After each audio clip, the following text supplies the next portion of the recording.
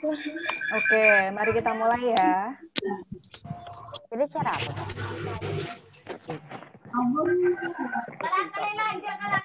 Mundur lawang. Oke, mari kita mulai. 1, 2, 3. Ini kita kritis, integritas, dan mana Viva Jaya Mahi. Kita masih semangat dan ingat ya rupanya ya. Terima kasih karena sudah selalu semangat sebagai maba ilmu kelautan angkatan 2020. Jadi selanjutnya mari kita mulai acara webinar kali ini dengan membaca basmalah. Bismillahirrahmanirrahim. Baik, selanjutnya ada pemaparan materi terkait program kreativitas mahasiswa yang nantinya akan dipaparkan oleh pemateri kita yang sangat luar biasa. Beliau merupakan seseorang yang ahli dalam bidang PKM ini. Nah, baik, tak kenal maka tak sayang. Saya akan membacakan atau kurikulum vitae dari beliau. Jadi beliau bernama Ibu Mardia Hayati, dosen program studi agribisnis, dan beliau merupakan ketua Madura Tech Inbis UTM. Riwayat pendidikan beliau yaitu agribisnis Universitas Muhammadiyah Malang, lalu yang kedua agribisnis Universitas Brawijaya Malang.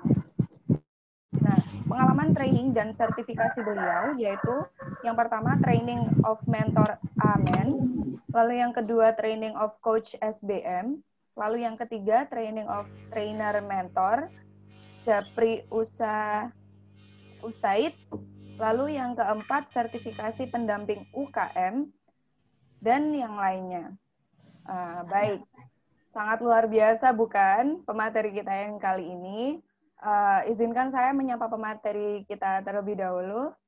Selamat pagi, Assalamualaikum Ibu Mardiah. Waalaikumsalam warahmatullahi wabarakatuh. Gimana suara saya terdengar jelas enggak? Iya, terdengar Ibu. Alhamdulillah. Apa kabarnya Ibu? Alhamdulillah sehat. Gimana teman-teman semua sehat kan ya? Insya Allah Ibu, kami berharap selalu berada dalam lindungan Allah sehingga kita selalu diberikan kesehatan pada setiap saat. Oke, sebelum memulai acara webinar kali ini, saya akan membacakan rules yang akan kita terapkan nanti. Jadi semua peserta wajib on cam selama webinar berlangsung. Lalu yang kedua, selama pemateri memaparkan materinya, peserta dapat melayangkan pertanyaan melalui kolom chat. Lalu yang ketiga, pertanyaan dapat diketik pada kolom chat dengan format nama, underscore, izin bertanya, dan ditujukan kepada saya dengan username Erika Kurotul Aini dalam kurung moderator. Lalu yang keempat, peserta dengan pertanyaan yang terpilih harus menyalakan mic, lalu memperkenalkan diri, dan selanjutnya menyampaikan pertanyaan pada saat sesi diskusi nanti. Baik, untuk mengefisiensikan waktu, marilah kita mulai webinar kali ini. Kepada Ibu Mardiah, kami persilahkan. Baik, terima kasih Mbak Erika. Mbak Erika ini kayaknya saya pernah ngajar Mbak Erika ya? Enggak? Iya Ibu, di mata kuliah PPKB. PPKB, ya kok namanya enggak asing. Baik, terima kasih. Assalamualaikum warahmatullahi wabarakatuh. Alhamdulillah ya. Kita ini pesertanya saya lihat ada 107. Apa semester 1 semua atau campur ini Mbak Erika?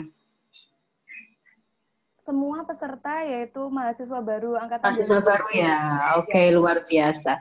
Artinya adik-adik mahasiswa baru prodi ilmu kelautan ya, ini ya.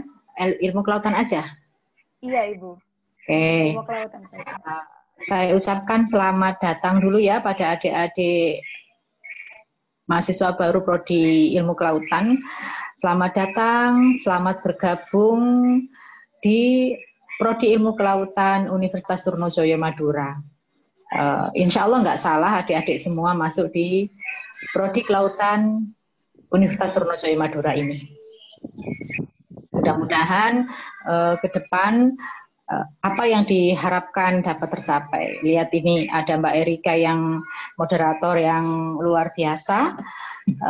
Saya mengoreksi sedikit ya Mbak Erika ya. Saya tidak ahli di dalam PKM dalam tanda petik ya. Tapi saya beberapa kali membimbing mahasiswa PKL iya. Tetapi karena program PKM itu ada banyak ya, ada 7 tambah 1 8 kalau nggak salah. Nah itu nggak mungkin saya menguasai semua gitu ya. Nah kalau paling hanya 1, biasanya saya fokus di PKMK. Cuman nanti karena ini masih mahasiswa semester 1, kemarin ini mahasiswa apa ya? Mahasiswa OMBA, orientasi mahasiswa baru. Saya berpikir saya nggak sempat nanya karena waktunya kemarin relatif cepat ya antara permintaan untuk menjadi materi sama waktu acaranya. Jadi saya nggak sempat nanya ini mahasiswa semester berapa. Tapi kalau ngelihat di judulnya OMBA itu orientasi mahasiswa baru, oh ini pasti mahasiswa baru ini pesertanya gitu. Jadi luar biasa mahasiswa baru kita di Prodi Kelautan ada berapa berarti Mbak? Ini 110, ini kan sudah termasuk panitia ya? Enggak? Panitia hanya beberapa Ibu yang masuk. Oke, ya berarti kurang lebih 100 ya mahasiswa barunya ya. Capaian yang luar biasa untuk Prodi Ilmu Kelautan dengan akreditasi A ya, luar biasa. Jadi nggak salah memang kalau mau ngambil di Prodi Ilmu Kelautan, akreditasinya sudah A, pasti dosennya luar biasa, program-programnya juga luar biasa. Itu saja dulu ya, saya tak langsung share screen ya biar nggak panjang-panjang. Oh ya, saya sampaikan mohon maaf undangannya jam 9. Saya tadi masih ada acara teleponan dulu sama anak saya yang di asrama ya, jadi agak terlambat. Mohon maaf karena teleponnya sesinya seminggu sekali, jadi jadwalnya sudah ditentukan gitu ya. Biasanya sore tapi ini tadi kok maju pagi, jadi saya agak terlambat tadi. Saya nggak bisa sharing ini. Kayaknya di setting peserta nggak bisa sharing, atau saya jadikan co-host dulu biar saya bisa sharing. Oh iya Ibu, mohon untuk co-host silahkan mengatur untuk Ibu Mardiah. Oke, sudah jadi co-host ya. Coba saya share screen dulu. Oke, sudah bisa.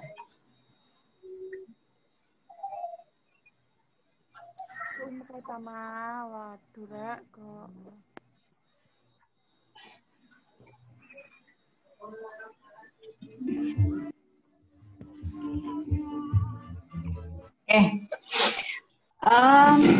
Karena mahasiswa ini semester 1, jadi dan ada banyak program PK. Dengar suara motor keras ya. Mohon maaf. Ini kalau nanti tiba-tiba ada dengar suara totot berarti air yang jualan air lagi lewat. Kalau dengar suara ada yang kadang jual gorengan lewat ya, gorengan gitu ya. Kadang ada yang lewat nasi campur. Nah, jadi mohon dimaklumi ya, karena memang saya tidak memiliki studio yang memungkinkan saya bekerja tanpa ada gangguan suara dari luar. Nah, ini kondisi yang di luar kendali kita harus berjauhan dan memang kondisinya kurang nyaman, tapi mudah-mudahan teman-teman semua memperhatikan dan ada ilmu yang terserap selama kita berlangsung ini ya. Teman-teman semua, saya akan ini sifatnya hanya umum terkait dengan penulisan PKM ya. Saya mau tanya dulu, jadi biar ada interaktif ya, mahasiswa, untuk adik-adik mahasiswa baru ini, apakah ada yang pernah mengikuti lomba-lomba karya ilmiah waktu di SMA-nya? Langsung dijawab ya, atau mau melalui moderator, monggo. Saya mau nanya ini, apakah adik-adik di mahasiswa baru ini, apakah ada yang pernah mengikuti lomba karya ilmiah atau bahkan pernah memenangkan lomba karya ilmiah di tingkat SMA? Coba, siapa? Untuk adik-adik maba bisa langsung menyalakan mic-nya untuk menjawab Ibu Mardiah. Biar nggak garing gitu ya, saya seolah-olah ngomong di depan laptop itu garing. Jadi saya pengen juga mendengar suaranya apa gitu ya. Atau kalau misalkan nggak memenangkan lomba karya ilmiah, pernah mengikuti lah gitu. Ada yang pernah? Maaf Bu, kalau Atau lomba-lomba yang lain? Dengar suara? ya saya kalau mengikuti perlombaan belum pernah, cuman di sekolah saya tuh ada ekstrakurikuler KIR gitu Bu, jadi saya ikut misalnya aja. Oke, Mbak siapa tadi? Bella Mbak Bella. Dari mana Mbak Bella? dari Sidoarjo, Sidoarjo. SMA mana? SMA Cendekia. SMA Cendekia ya. Boarding? Maaf Bu, maksudnya gimana? Bukan ya, SMA biasa ya, SMA Cendekia, bukan SMA berasrama, bukan? Bukan Bu. Ya. Oke. Ya. Selain Mbak Bella tadi, ada lagi enggak? Baik, saya pernah Ibu. Siapa ini? Nama saya Kusuma. Kusuma, Mbak Kusuma dari SMA mana dulu Mbak Kusuma? Dari SMA 1 Sukomoro Nganjuk. Nganjuk ya, pernah ikut lomba ya? Lombanya atau gimana? Ya, lomba karya tulis ilmiah Biokompak UNESA Bu, tahun kemarin. Luar biasa. Menjadi nominator? Jadi semifinalis Bu. Jadi sudah 20 peserta terbaik. Alhamdulillah ada. Itu ya Mbak Erika Kurotul, mungkin selaku bukan panitia ya, tim UKM ya, UKM BEM ya, apa ini? HMC ya, HMC ya. HMC Ilmu Kelautan perlu mendata ya adik-adiknya yang pernah mengikuti lomba, minimal mengikuti lomba. Kalau nggak juara nggak apa-apa, tetapi pernah mengikuti lomba karya tulis ilmiah itu suatu pengalaman yang luar biasa. Benar nggak Mbak Kusuma? Ya, pengalaman yang luar biasa di mana di saat harus mengerjakan tugas-tugas sekolah, tetapi juga dituntut untuk mengerjakan menulis karya tulis yang akan dilombakan. Nah, itu adalah sesuatu yang luar biasa. Kalau di SMA biasanya memang ada pendampingan dari guru-guru begitu ya. Nah, itu sudah suatu prestasi. Nah, adik-adik yang memiliki pengalaman di bidang penulisan karya ilmiah ini merupakan aset ya, aset bagi Prodi Ilmu Kelautan untuk dibimbing dan dibina lebih lanjut. Teman-teman semua, PKM di sini singkatan dari Program Kreativitas Mahasiswa. Ada macam-macam ya, di sini ada macam-macam. Kalau di SMA umumnya adalah berupa karya ilmiah, belum ngomong tentang, tapi kalau di perguruan tinggi itu ada 3 yang harus dilaksanakan oleh perguruan tinggi. Yang pertama adalah pendidikan, yang kedua penelitian, yang 3 pengabdian. Gitu ya. Jadi 3 hal ini yang harus dilaksanakan oleh perguruan tinggi. Begitu juga kegiatan-kegiatan kemahasiswaan harus melingkupi 3 hal ini: pendidikan, penelitian, dan pengabdian. Nah, adik-adik semua, Universitas Trunojoyo dan universitas-universitas lain di bawah Kemendikbud ya, itu Kemendikbud itu memiliki program atau memiliki lomba-lomba. Begitu juga di SMA memiliki lomba-lomba, di perguruan tinggi juga memiliki lomba-lomba. Di mana lomba-lomba itu nanti ada, kalau di Kemendikbud itu ada kurang lebih 23 lomba. Ya, saya nggak ini ya, nanti coba di searching gitu ya. Nah, sekitar 23 lomba itu salah satunya adalah PKM ini. Ya, nah selain ada lomba lomba ya karya tulis ilmiah ini. Kalau karya tulis ilmiah itu bagian dari PKM. Ada sendiri, ada lomba robot, ada lomba Khatmil Quran, ada lomba paduan suara, ada juga lomba yang berhubungan langsung tentang kewirausahaan. Nah, kebetulan kalau saya tadi disebutkan sebagai ketua inkubator bisnis ini salah satu tugasnya adalah mendampingi adik-adik yang ingin berwirausaha. Makanya saya fokus pengembangan diri di bidang kewirausahaan, sehingga bentuk-bentuk TOT, bentuk-bentuk pelatihan yang saya ikuti adalah bagaimana kami atau saya kompetensinya lebih meningkat di bidang kewirausahaan guna untuk mendampingi adik-adik semua apabila ingin atau berminat menjadi wirausaha. Nah, salah satu mungkin saya perlu kenalkan sedikit tentang itu tadi ya, bahwa ada 23 jenis lomba, salah satunya adalah PKM ini. Nah, di PKM sendiri itu ada macam-macam nanti ya, saya sebutkan tadi ada 8 jenis PKM. Nah, apalagi sekarang di tahun 2020 ini Kementerian sudah mencanangkan namanya yang namanya Merdeka Belajar Kampus Merdeka. Ya, ada yang paham nggak? Ada yang sudah pernah baca nggak? Apa sih arahnya nanti Merdeka Belajar Kampus Merdeka itu? Teman-teman, biar nggak ngantuk, coba ya mendengarkan suara saya yang nggak merdu ini mungkin membuat kalian aduh suaranya ibu jelek amat sih ya, menjadi ngantuk, atau ya sudah meskipun diminta untuk nyalakan video ya sambil lalu aja gitu ya.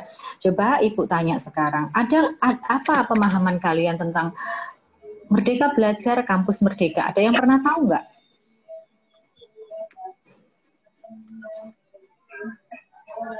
Ada yang pernah tahu atau ada pernah baca? Belum ya?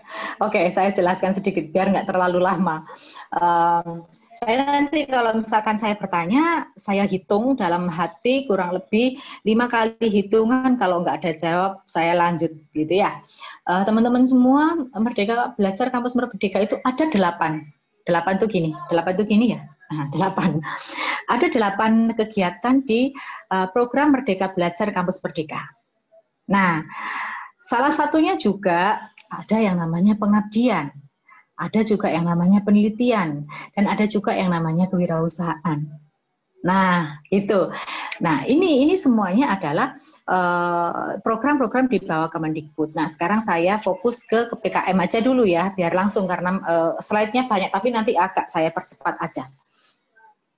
Nah, ini hanya CV saya. Ini silakan nampak ya, ini ya. Ini nomor WA saya, boleh kalau misalkan mau mau konsultasi, mau langsung menghubungi saya boleh ya. Email saya ini ya. Saya juga mempunyai Instagram meskipun nggak aktif banget.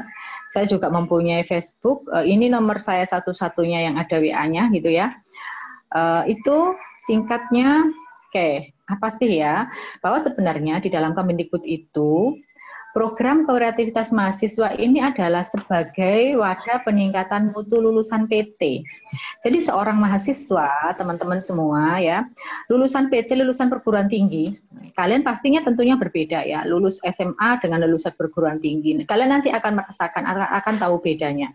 Ketika kalian ketemu dengan teman SMA yang nggak kuliah sama teman-teman yang kuliah. Karena proses pembelajaran di dalam perkuliahan itu berbeda dengan saat SMA gitu ya. Nah, lulusan perguruan tinggi itu lihat ada totot-totot air lewat ya, mudah-mudahan nggak mengganggu. Jadi dalam lulusan perguruan tinggi, kalian nanti begitu lulus UTM, ya itu diharapkan memiliki 4 skill ini, ya, academic knowledge, communication skill, skill of thinking, dan ada skill management. Kalau ada academic knowledge, berarti adalah ilmu-ilmu yang diberikan, ilmu-ilmu bidang ya, pengetahuan akademik itu yang pasti nanti ilmu-ilmu yang tentang kelautan gitu ya, mata kuliah yang nanti kalian ambil di sana. Nah, ada juga manajemen, ada communication skill. Jadi kemampuan untuk berkomunikasi ini penting banget gitu ya. Ini kemampuan berkomunikasi ini penting. Komunikasi itu bisa macam-macam ya, nggak harus ngomong. Ya, nggak harus ngomong. Komunikasi lewat tulisan dan lain sebagainya. Nah, di dalam program kreativitas mahasiswa ya, ini meliputi 4 ini sebenarnya ya.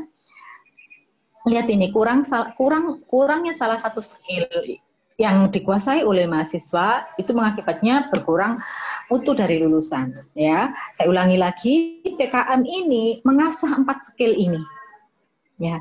Kok bisa begitu? Iya, ya. Kok bisa begitu nanti penjelasannya di bawah. Karena di dalam program PKM ini, kayak saya katakan tadi, ada salah satunya misalkan communication skill. Kalian nanti dituntut untuk bisa menulis, ya. Menulis itu kalau tidak memiliki kemampuan untuk berkomunikasi, menulis itu adalah salah satu kompetensi komunikasi secara tulis, ya. Nah, nanti kalau misalkan kalian itu PKM-nya sampai didanai, ya, proposal PKM-nya sampai didanai dan memenangkan, terpilih untuk mengikuti PIMNAS. Nah, di sana kalian harus mampu mempresentasikan hasil PKM kalian. Nah, presentasi itu salah satu communication skill secara lisan, begitu ya. Nah, untuk menyusun program PKL itu juga dibutuhkan pengetahuan akademik, juga diperlukan untuk skill of thinking. Jadi kemampuan untuk berpikir bagaimana ini, berpikir yang kreatif untuk mencari solusi, menemukan permasalahan yang tepat dan bagaimana berpikir untuk menyelesaikan masalah tersebut, begitu. Nah, di sini juga ada kemampuan yang disebut management skill. Management skill ini bisa macam-macam, ya. Kalian memanage diri kalian, membagi waktu antara kuliah, antara berorganisasi, dan juga bagaimana kalian melakukan pengabdian kepada masyarakat, itu adalah suatu skill untuk memanajemen diri kalian, begitu. Ya, saya agak cepat aja. Oh ya, Mbak Erika, nanti saya dikasih waktu sampai jam berapa ya, biar nggak bablas? Untuk waktunya kurang lebih 60 menit, Ibu. Oke, kurang lebih 60 menit ya. Saya tadi sudah menggunakan kurang lebih 10 menit. Baik, saya lanjut. Loh, kok kosong? Lupa. Kalau gini, nih, nah, PKM itu sebenarnya, maaf, ya, tadi ya saya katakan ada skill of thinking, ya, ada skill berpikir gitu ya. Jadi sebenarnya konsep dasar PKM itu adalah kegiatan yang cerdas dan kreatif dalam bidang ilmu yang ditekuni. Ya, apa saja kemampuan yang harus dimiliki di dalam PKM itu? Dia memiliki kemampuan apa ya? Kemampuan di dalam selain menulis proposalnya sendiri, ya, dia juga memiliki kemampuan untuk tadi itu berpikir cerdas dalam hal apa? Menyelesaikan masalah, menemukan ide kreatif. Nah, saya tanya dulu, apa sih kreatif itu?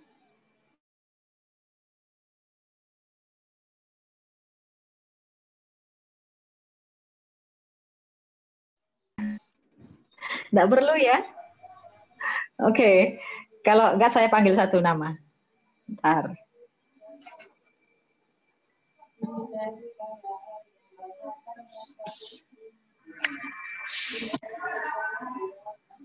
Yang kelihatan di sini namanya siapa ya? Oh, sebentar. Saya kok nggak bisa. Bentar ya, saya stop screen dulu sebentar.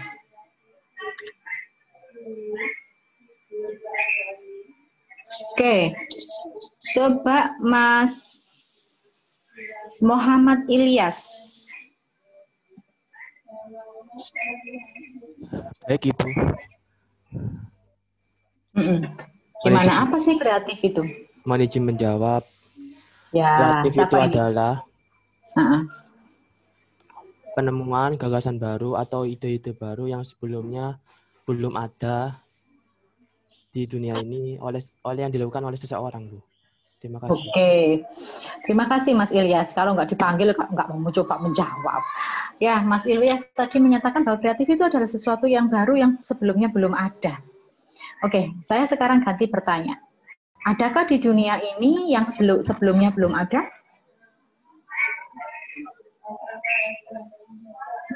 Ayo ganti lagi, siapa? partisipan. Coba saya klik partisipan. Adakah di dunia ini yang nggak ada sebelumnya?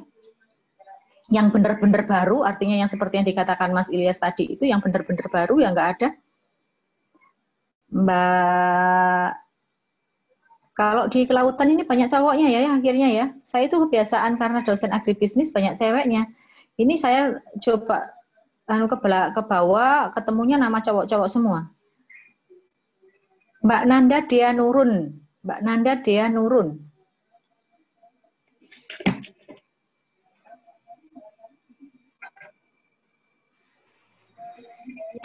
Ada? Apakah memang di dunia ini adakah sesuatu yang benar-benar baru yang belum ada sebelumnya? Ya, ada kayak penemuan kayak gitu. Ada ya? Ya. Kayak penemuan yang benar-benar baru gitu ya? Oke, oke ya.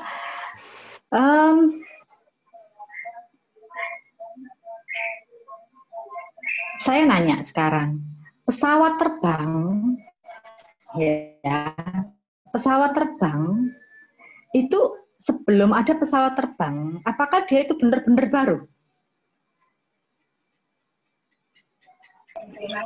Mungkin jawabannya iya. Ya, tetapi dia tidak siapa? Mohon izin menjawab. Iya. Menurut saya ya, itu di dunia ini tuh nggak ada yang benar-benar baru. Itu tuh adanya itu cuma apa ya? Sebenarnya tuh udah ada hal kayak gitu, cuma dikembangin lagi gitu, Bu. Seperti contoh yang Ibu sebutin tadi ya, pesawat terbang. Itu kan sebenarnya sudah ada seperti burung gitu, Bu ya.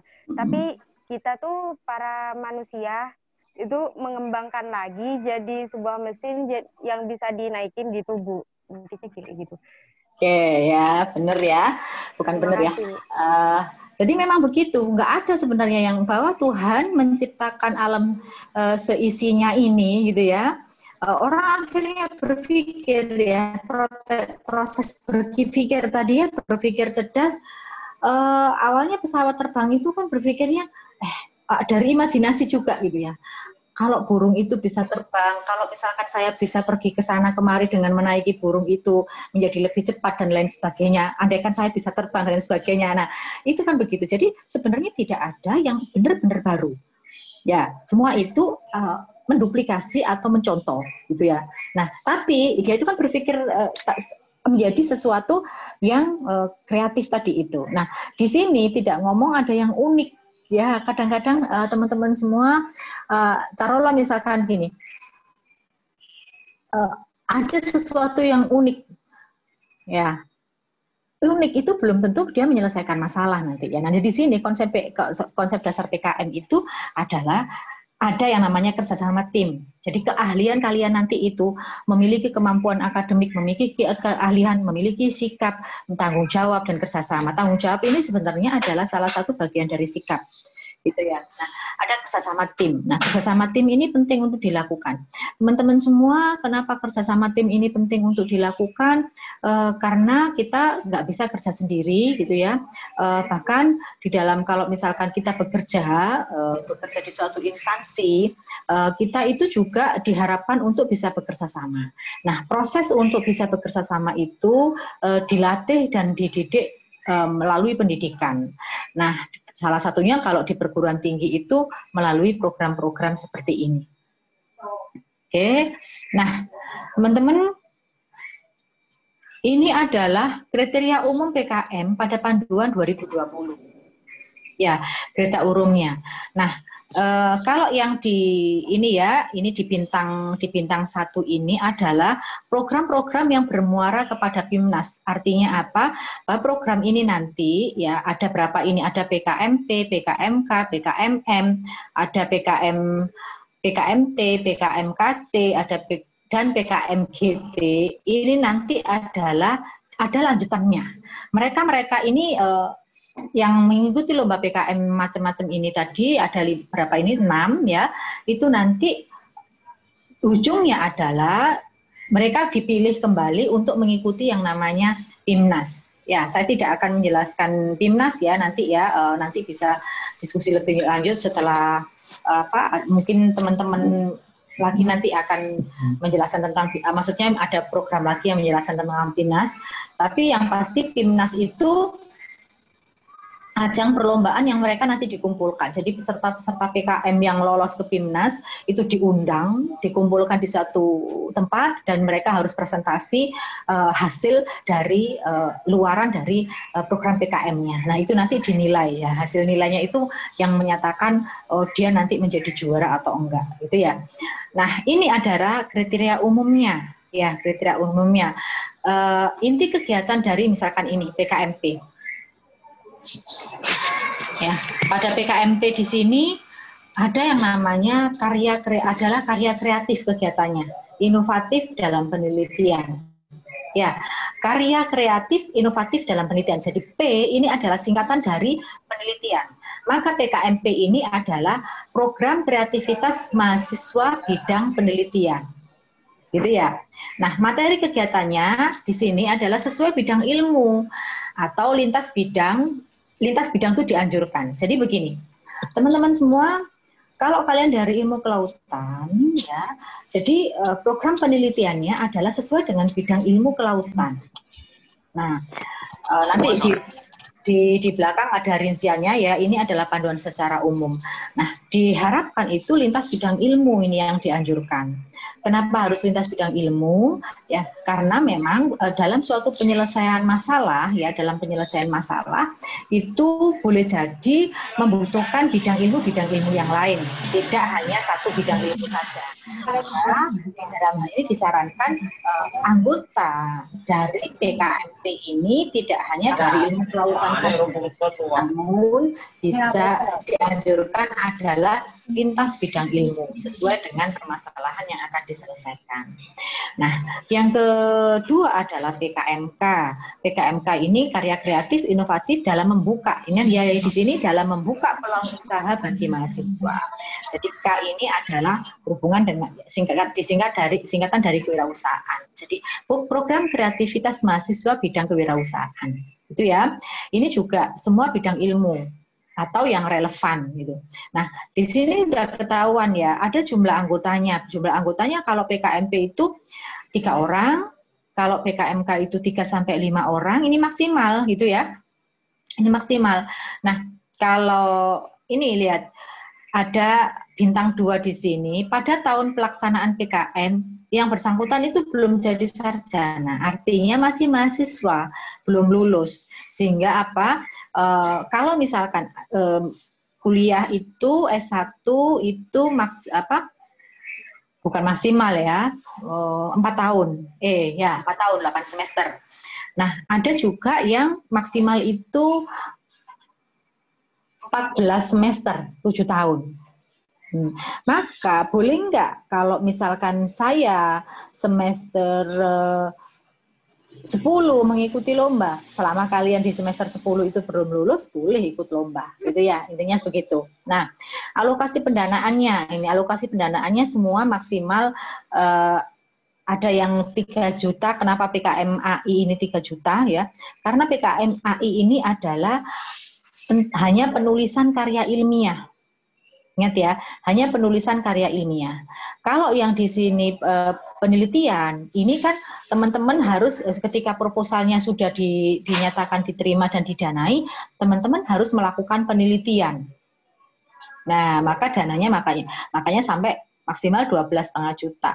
Begitu juga yang program PKMK. Kalau kalian nanti sampai didanai, maka kalian harus menjalankan usaha yang dituliskan dalam PKM-nya. Makanya sampai segini. Jadi kalau yang PKMAI ini hanya 3 juta, ya karena dia luarannya hanya berupa karya ilmiah. Jadi dilihatnya adalah luarannya, laporannya berupa artikel yang dia harus dipublikasikan di jurnal gitu ya. Sehingga hanya 3 juta.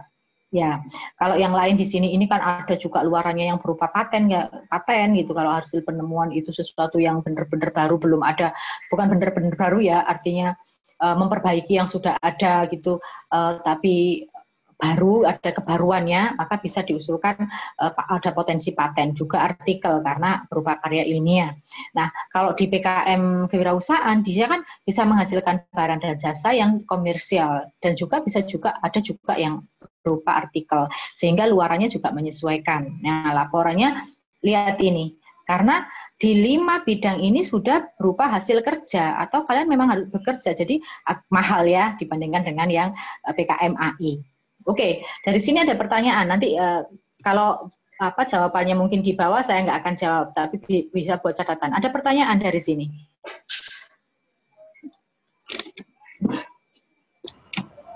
Ibu izin bertanya. Iya. Izin bertanya, Ibu. Iya, siapa namanya siapa? Perkenalkan, nama saya Ahmad Fana Yudi, saya dari Lamongan. Bu izin bertanya, jika kita PKM kita itu lolos pendanaan, apakah kita itu ada namanya kayak pendampingan dari seperti dari dinas, bukan dinas, seperti kayak pihak-pihak terkait gitu Bu? Kalau PKM-nya mendapatkan pendanaan, apakah ada pendampingan gitu ya? Inti pertanyaannya ya, Mas apa tadi? Ahmad Fahmi. Fahmi. Ya. Oke ya. Ya pastinya ada. Nanti ya saya lihat di belakang lebih lanjut ya. Oke, itu dulu ya yang tanya ya, biar nggak panjang-panjang, agak cepat juga biar. Oke, ini ketentuan pengusul ya adalah seorang mahasiswa itu maksimal mengusulkan 2 proposal. 2 proposal itu ketentuannya 1 dia sebagai ketua dan 1 sebagai anggota. Nggak bisa misalkan Mas Ilyas mau mengusulkan 2 proposal, dua-duanya menjadi ketua, nggak bisa. Jadi bisanya adalah hanya 1 sebagai ketua dan 1 sebagai anggota. Ya, bisa dipahami ya ini ya. Jadi masing-masing mahasiswa boleh mengusulkan 2 proposal PKM. Ya. Boleh misalkan, yang 1 dia menjadi mengusulkan sebagai ketua di PKM penelitian, yang satunya menjadi anggota di PKM kewirausahaan, atau dua-duanya 1 sebagai ketua di UKM penelitian, 1 sebagai anggota di PKM penelitian juga. Ya, yang pasti tidak boleh dua-duanya menjadi ketua. Ya, boleh menjadi 2 kalau menjadi anggota di 2 judul PKM boleh, gitu ya. Jadi teman-teman yang nggak boleh itu menjadi 2 ketua, tetapi 1 ketua 1 anggota, atau menjadi menjadi anggota di 2 PKM. Ya kalau dari sini sudah paham ya. Nah ini Mas Fahmi tadi, PKM ini mahasiswa ini nanti ada dosen pendampingnya. Nah, ini kan. Nah, kalau ketentuannya, kalau seorang mahasiswa ini hanya boleh maksimal mengusulkan 2 proposal, 1 ketua, 1 anggota, atau 2 anggota. Nah, kalau seorang pendamping hanya boleh maksimal menjadi pendamping di 10 proposal. Begitu. Ya. Ini yang perlu dipahami adalah banyak sekali usulan PKM yang tertolak itu karena apa? Tidak tercermat di dalam pengisian identitas. Ini penting sekali. Ya, dan ketaatan terhadap format proposal. Artinya apa? Pelajari benar-benar panduan penulisan proposalnya. Mulai dari warna cover pun itu menjadi berpengaruh. Ya, dan ketentuan lainnya yang menjadi sangat penting. Jadi itu perlu ditekankan ada seperti itu. Karena nanti bentar ya, lihat ini. Nggak tahu, mohon hostnya bisa dimatikan mic-nya yang nyala itu.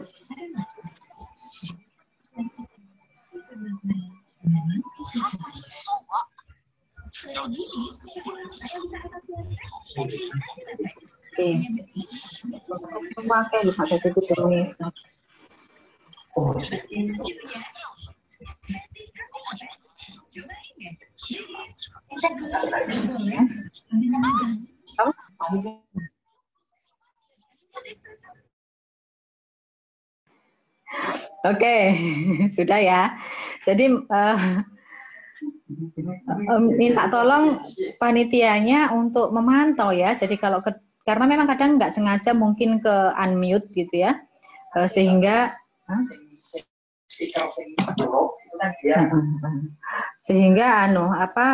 ada yang nggak sengaja nyalakan mic-nya gitu ya. Minta tolong di ini kalau pas nggak dengar berisik gitu nggak apa-apa. Kalau ternyata mic nyala pas dia di jalan ya tadi ini ya kedengarannya rame gitu ya. Oke teman-teman, saya kembali lagi. Jadi ada ketentuan lainnya tadi kalau ketentuan umumnya itu seperti itu. Ketentuan umum lainnya itu ini. Peserta adalah mahasiswa aktif dan terdaftar di S1 atau diploma.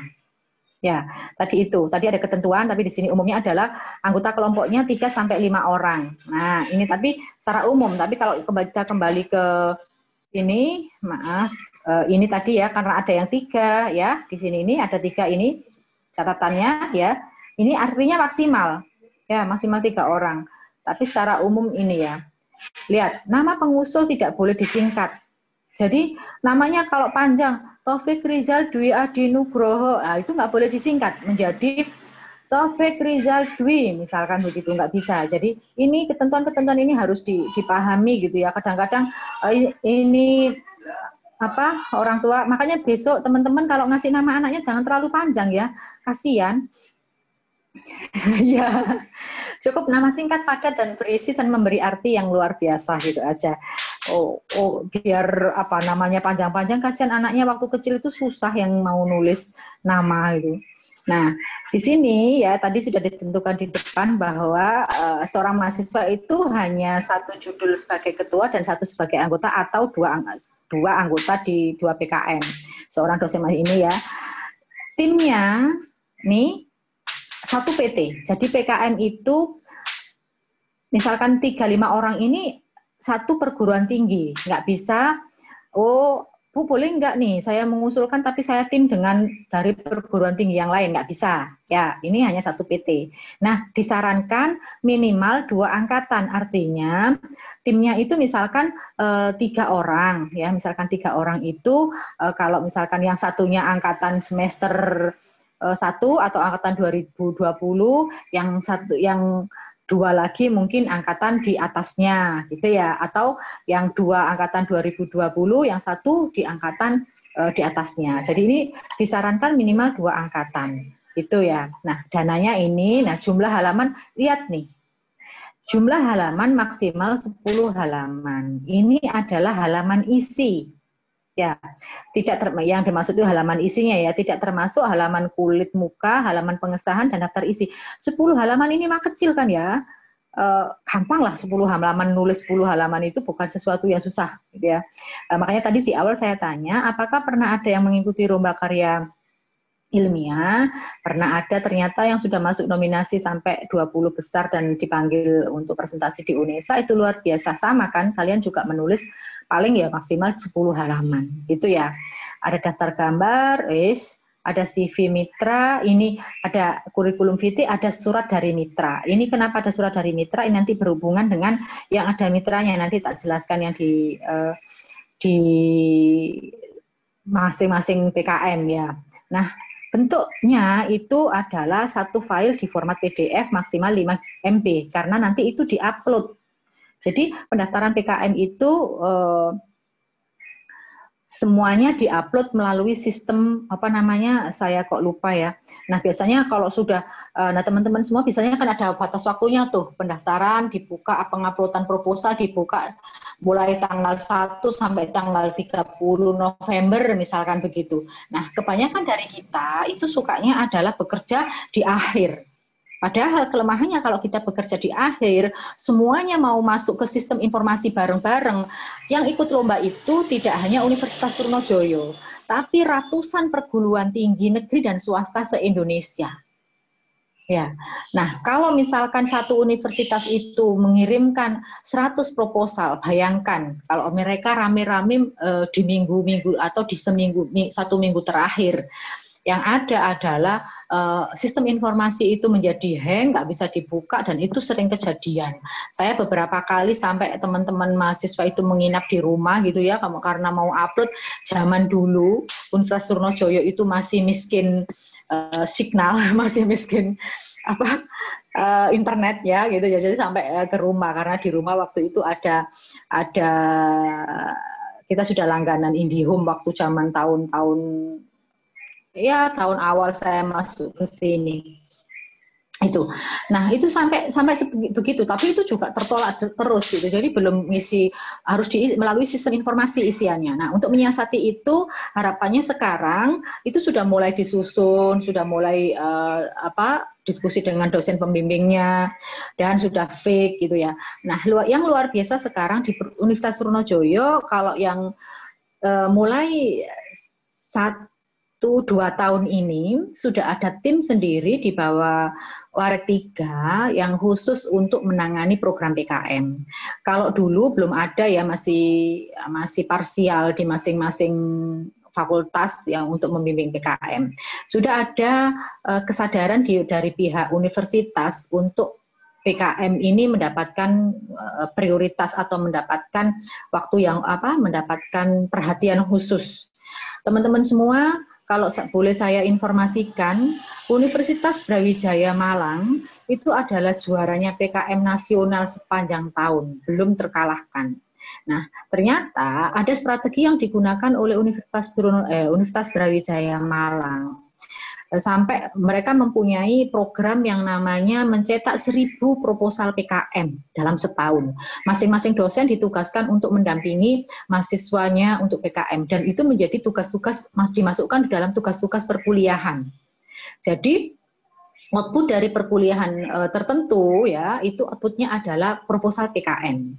Sehingga bank proposal itu terkumpul. Tinggal nanti waktu mau sudah ada pengumuman pendaftaran penguploadan proposal di kementerian ya, di tingkat nasional, tinggal dipilihlah proposal-proposal yang ya bagus ya, jadi diseleksi dari proposal itu dan mahasiswanya dipanggil untuk dilakukan coaching ya istilahnya, dikumpulkan dan diberikan pendampingan khusus. Jadi Mas Fahmi jangan khawatir, insya Allah nanti ada pendampingan khusus terkait dengan program PKM. Universitas Trunojoyo sudah insya Allah sudah mempunyai program khusus terkait pembinaan PKM ini. Begitu juga di Fakultas Pertanian. Wadek 3-nya sudah concern. Jadi mulai tahun kemarin sudah dibentuk tim khusus untuk menangani PKM ini. Tim khusus ada lomba PKM di tingkat fakultas juga, ada lomba PKM di tingkat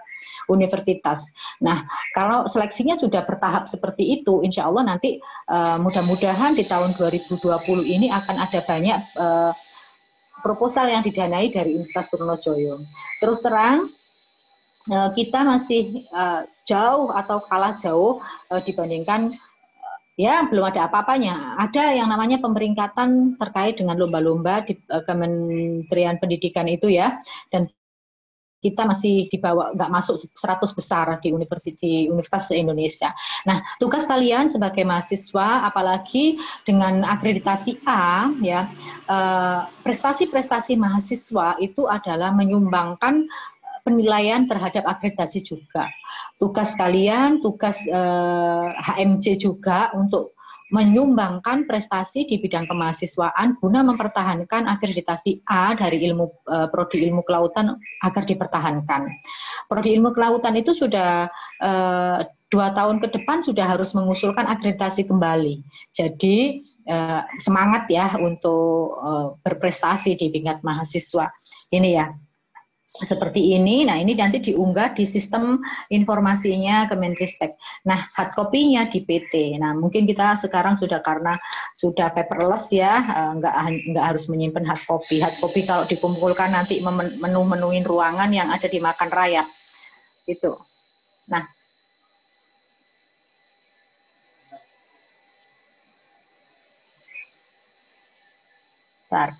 Nah, sekarang gini ya, tadi itu ya, kreativitas itu adalah ini.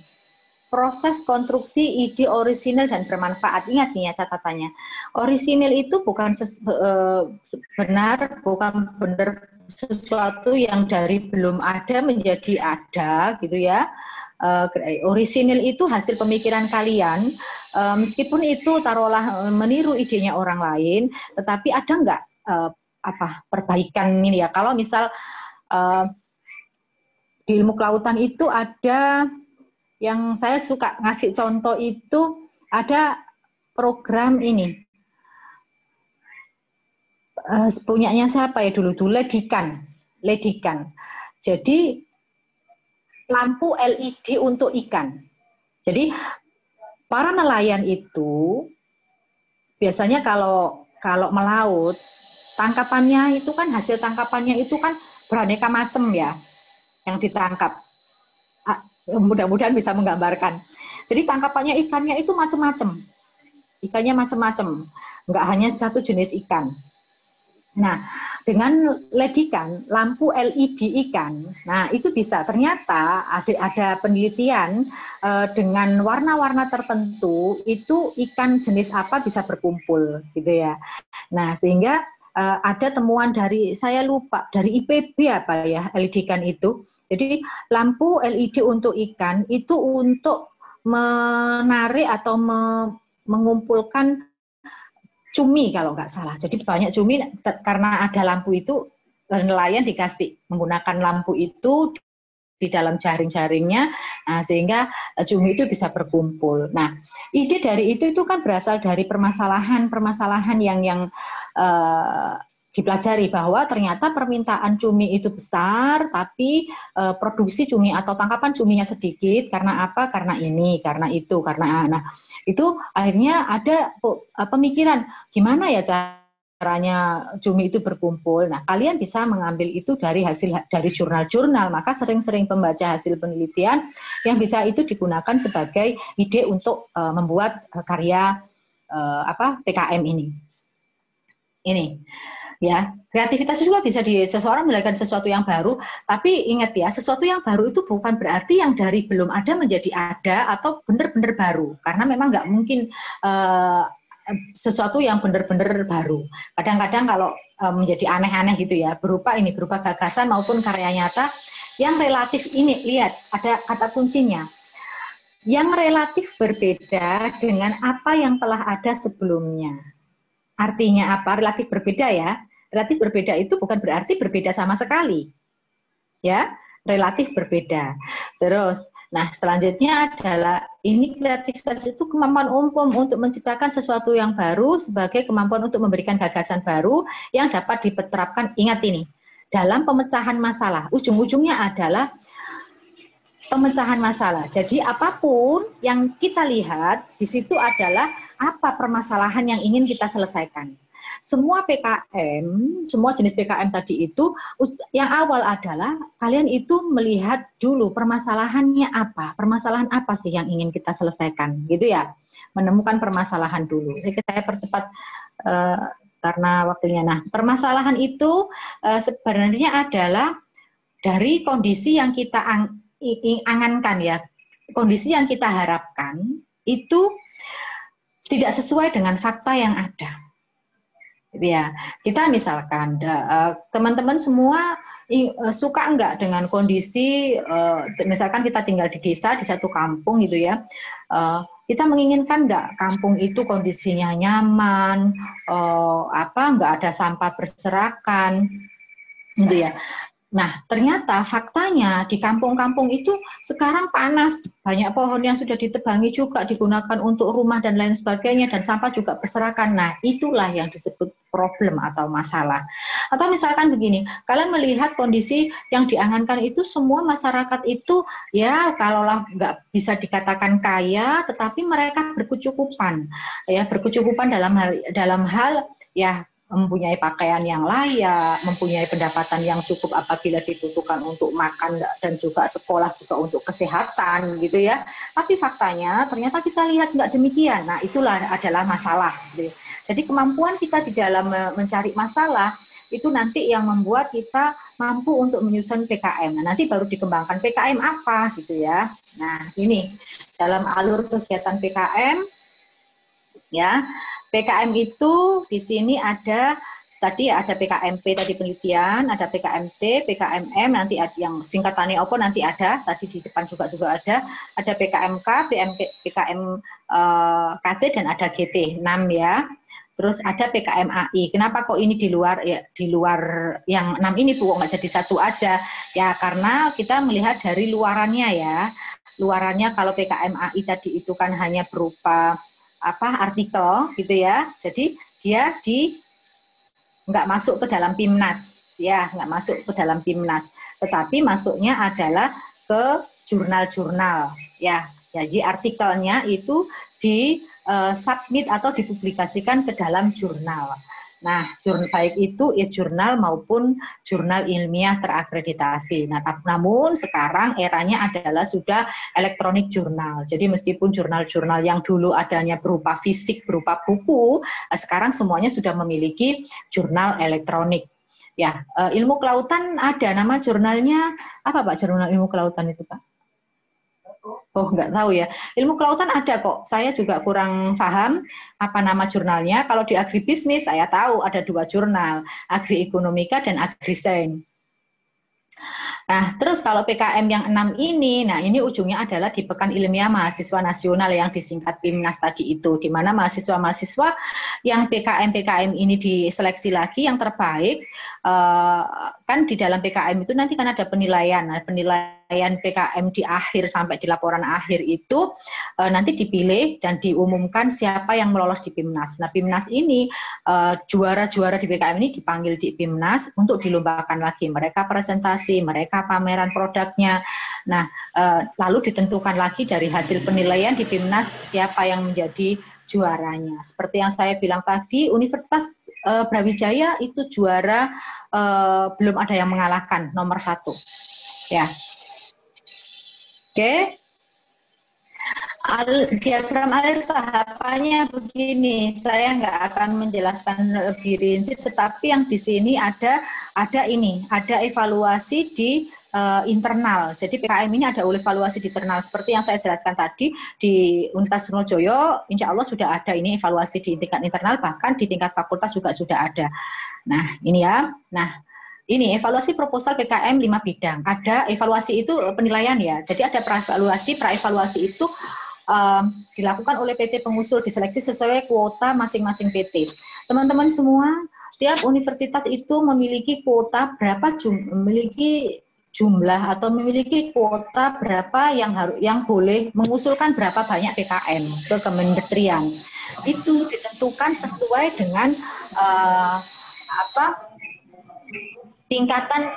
Jadi universitas itu juga dinilai oleh kementerian. Dia masuk ke peringkat mana, di peringkat gitu ya.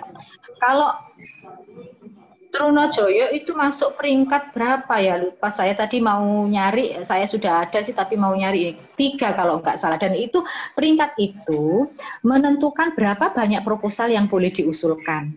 Ya. Yang dari atas. Masing-masing, jadi masing-masing ada maksimal yang boleh diusulkan gitu ya. Itu. Nah, yang pertama setelah ini praevaluasi itu di tingkat universitas, habis itu ada deks evaluasi 1 atau evaluasi administrasi di sini ya, dilakukan oleh reviewer dari Belmawa.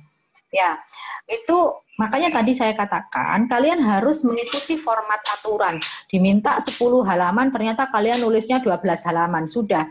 Karena yang memasukkan PKM itu ada ribuan, jadi format misalkan harus A4. Kalian menulisnya, yang dilihat dulu adalah itu. Formatnya harus A4, kalian menulisnya dalam bentuk legal atau dalam itu kan berarti lebih panjang tuh ya kertasnya. Sudah dilihat dari warna. Misal kalian mengusulkan PKMP, saya lupa PKMP itu warna covernya apa, misalkan warna covernya biru. PKMP. Kalian menulis PKMP, tapi warna covernya kalian merah. Nah, PKMP itu kan sudah dikumpulkan PKMP semua, sudah kelihatan yang warna merah, udah dikeluarkan, nggak dilihat itu. Sudah nggak lolos seleksi untuk warna cover. Meskipun ternyata sebenarnya proposal kalian itu bagus, tapi nggak dilihat sama sekali, karena dari cover aja sudah salah. Ya, begitu juga setelah itu warna merah sudah disingkirkan dari ukuran kertasnya. Kalau misalkan ukuran kertasnya itu diminta A4, kalian mengusulkan membuat kertasnya itu legal, otomatis lebih panjang. Sudah, yang kelihatan panjangnya nggak sama, udah dikeluarin itu. Baik itu lebih pendek maupun lebih tinggi. Itu nggak dikoreksi. Yang benar-benar dikoreksi itu adalah yang secara administrasi sudah benar. Nah, habis itu dilihat seleksi pertama awal itu berapa halamannya dan lain sebagainya. Itu belum dilihat kontennya, belum dilihat isinya. Itu namanya teks evaluasi pertama. Nah, habis itu ada teks evaluasi kedua, gitu ya. Nah, selanjutnya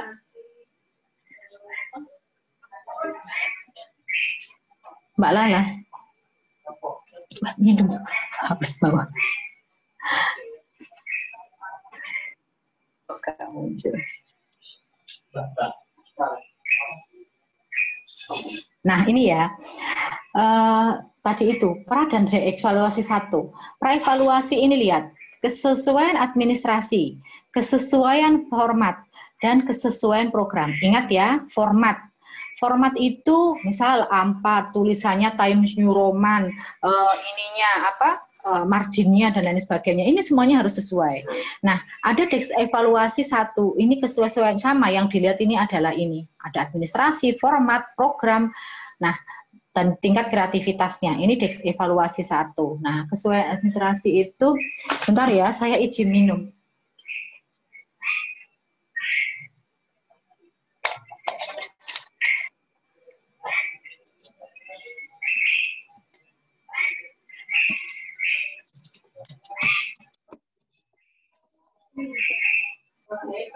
Ternyata lambat ya. Tadi harusnya nggak tak bikin kayak gini. Saya lupa. Nah, kesesuaian format ini lihat ini, sistematika, struktur proposal, jumlah halaman. Tadi sudah saya jelaskan ya, misal kata tulis, layout, dan lain sebagainya. Saya nggak menjelaskan lebih jauh, biar agak cepat.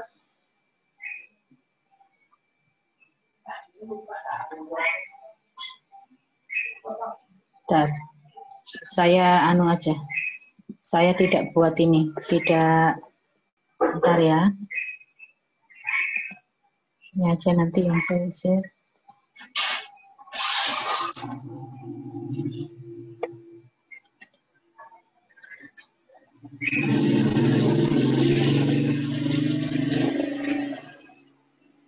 Oke.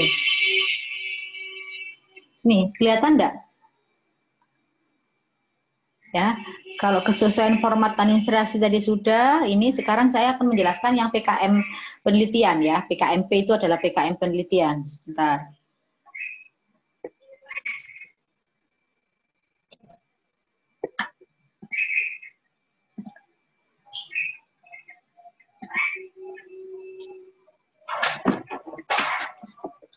Nah, kalau di dalam PKMP, ya, itu persoalannya atau tantangannya adalah terkait dengan ilmu pengetahuan. Jadi kreativitas itu untuk menjawab permasalahan dalam pengembangan ilmu atau teori dan teknologi yang dilaksanakan dengan melakukan penelitian.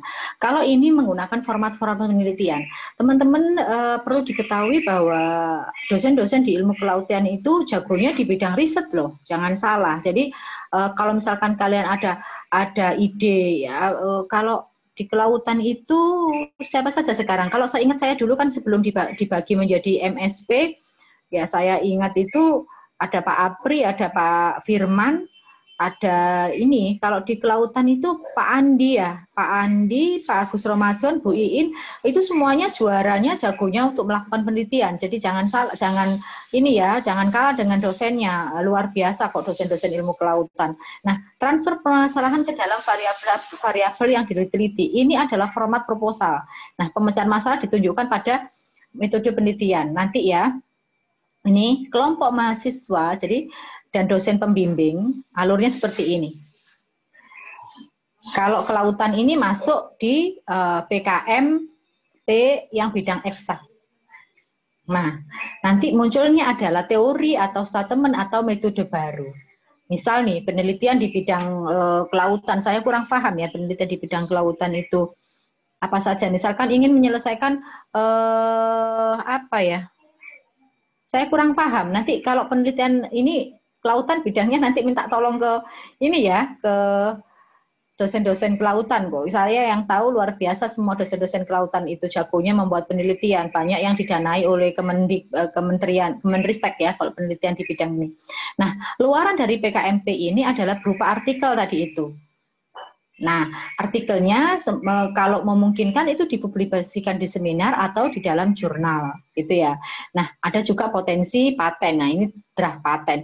Semuanya teman-teman, ya, kan manfaatan dari PKMP ini adalah kontribusi pada keilmuan atau praktis.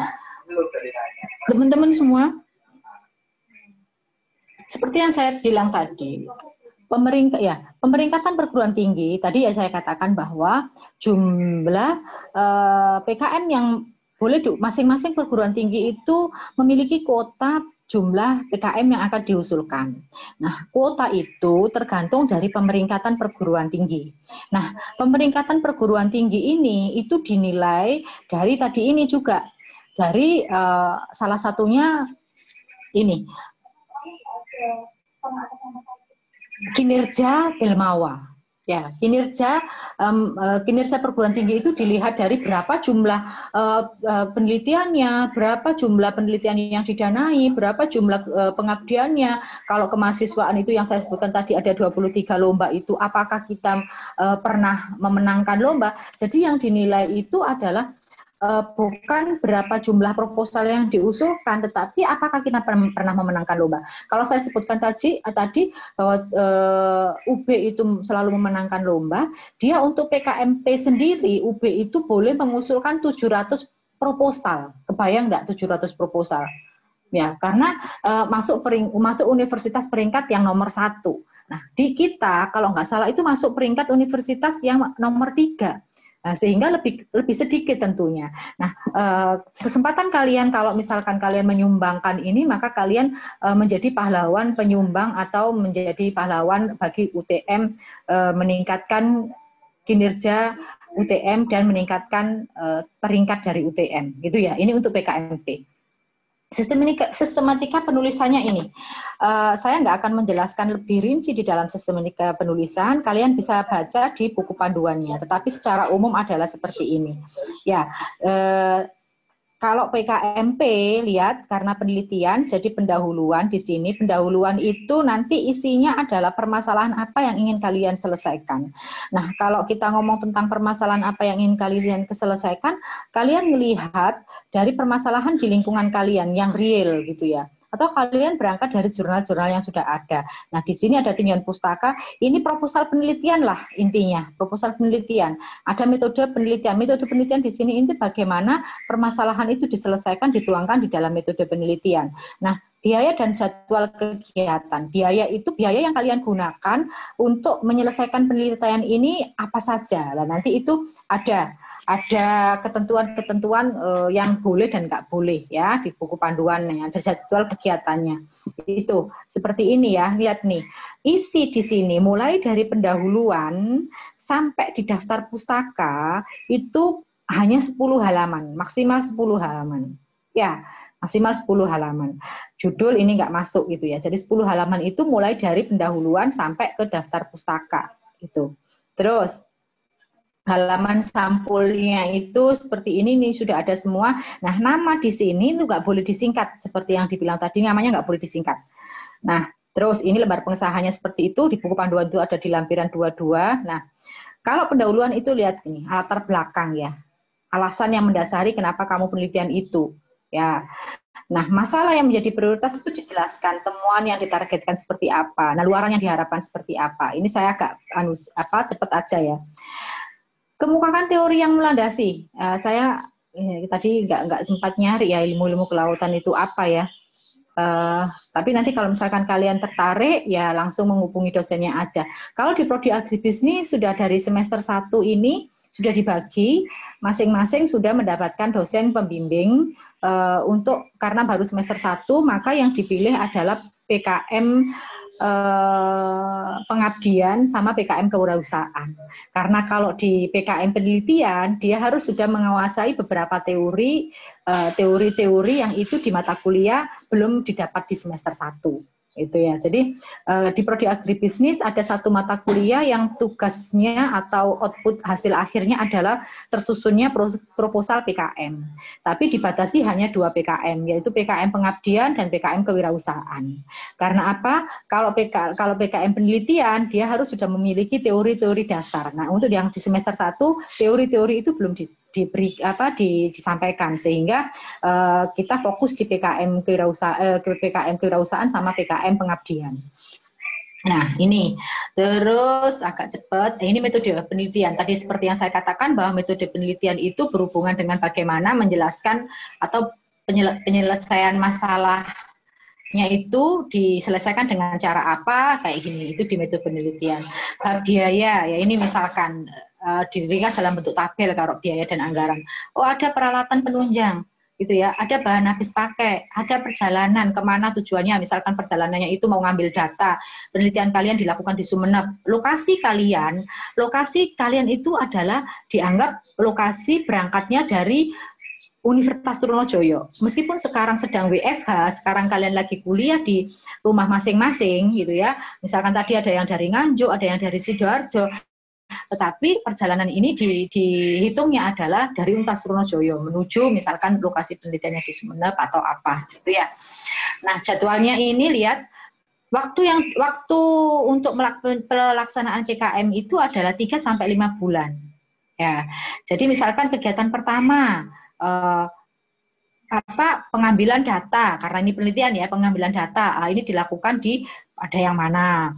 Terus habis itu pengolahan data atau uji dan lain sebagainya itu dilakukan pada bulan apa, itu seperti itu di jadwalnya kalau di penelitian.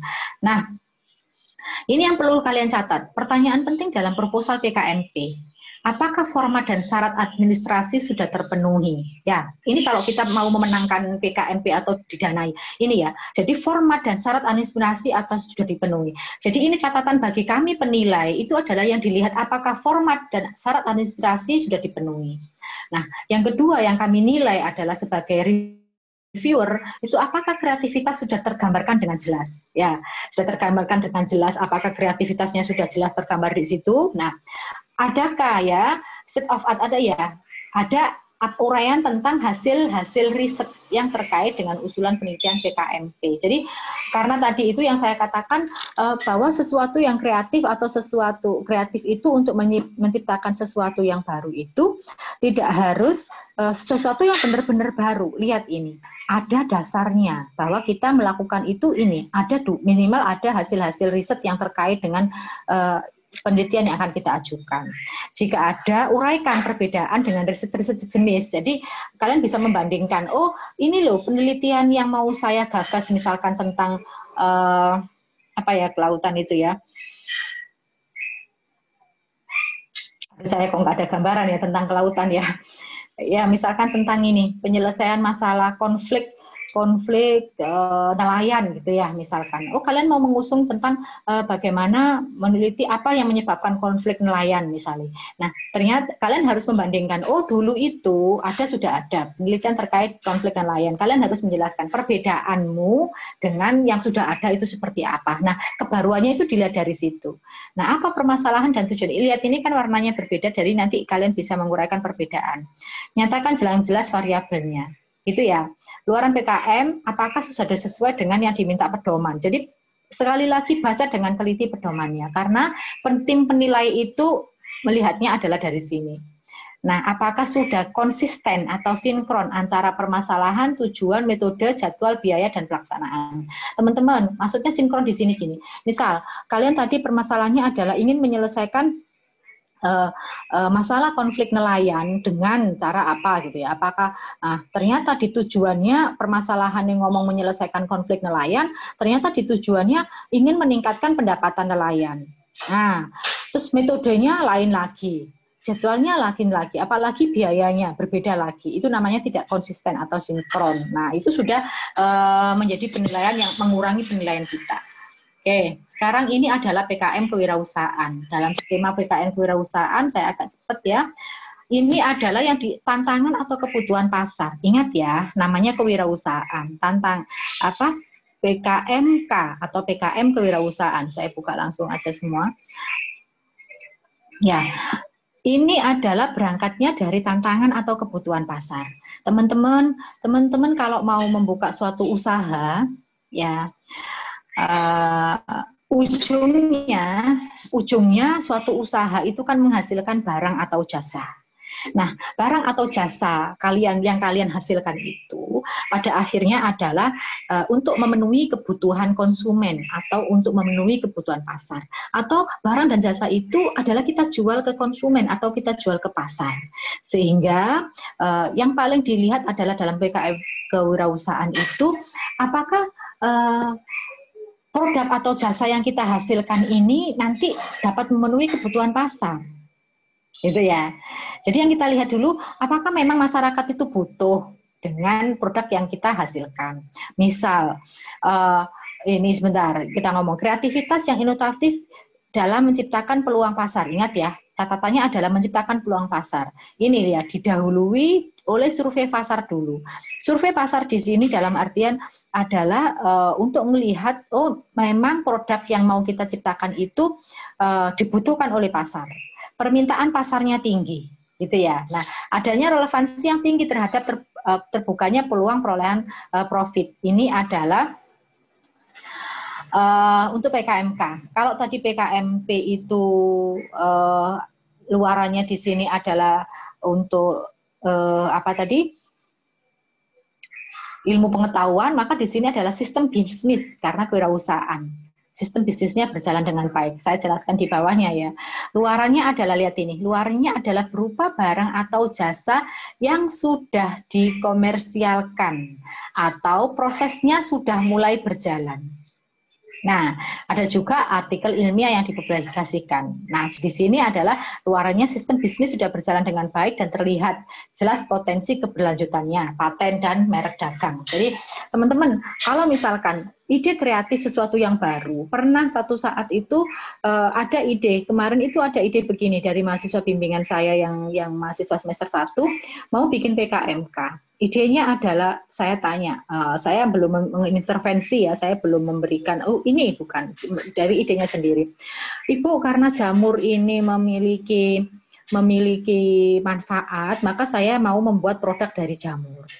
Ya, saya tanya, jamurnya mau diapain? Mau bikin keripik jamur. Teman-teman, saya mau nanya sekarang ke teman-teman. Kalau kalian mau membuat keripik jamur, begitu kalian mendengar ada jawaban keripik jamur, apa dalam bayangan kalian? Ayo ngantuk semua ya. Saya panggil satu deh. Kalau dengar kata bahwa, siapa yang mau jawab nih? Yang nyalakan nih siapa tadi? Kalau enggak saya, iya siapa? Wahyudi Prasetyo, Ibu. Oke, Mas Wahyudi. Kalau dengar ketika Mas Wahyudi nanya, terus dijawab, saya mau bikin keripik jamur. Apa yang ada dalam pikirannya Mas Wahyudi?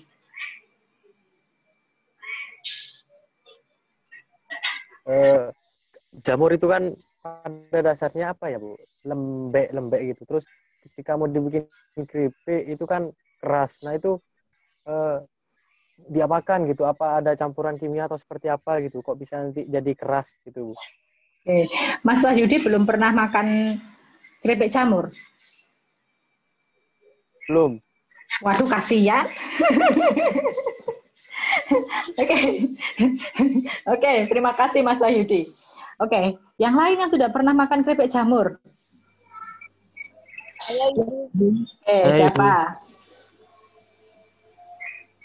Yang cewek, Mas Ilyas tadi sudah ya jawab ya, Mas. Yang cewek tadi dengar suaranya cewek tadi saya mana? Iya Ibu. Siapa? Ika. Ya Mbak Ika. Apa coba Mbak Ika? Begitu saya nanya, kamu mau bikin apa dengan jamur? Mau bikin keripik? Apa coba? Kalau tadi ngomong tentang kreativitas, kalau kita ngomong tentang sesuatu yang baru, apa coba? Apa Mbak Ika? Yang terlintas di pikiran saya kan keripik jamur itu udah banyak lah. Yang terlintas itu keripik jamur yang seperti apa yang membuat berbeda dan disukai oleh kalangan yang lain. Betul, itu yang saya omong. Gitu. Keripik jamur kan sudah banyak. Memang kamu mau bikin keripik jamur yang seperti apa? Saya tanya begitu. Gitu ya. Jadi teman-teman, Kalau mau melihat mau ngomong tentang kewirausahaan, yang dilihat itu adalah permasalahan konsumen dulu. Ya. Kalau sekarang kalian perhatikan, keripik jamur itu kalau mau berbeda ya, keripik jamur itu seperti apa sih yang ada di pasaran?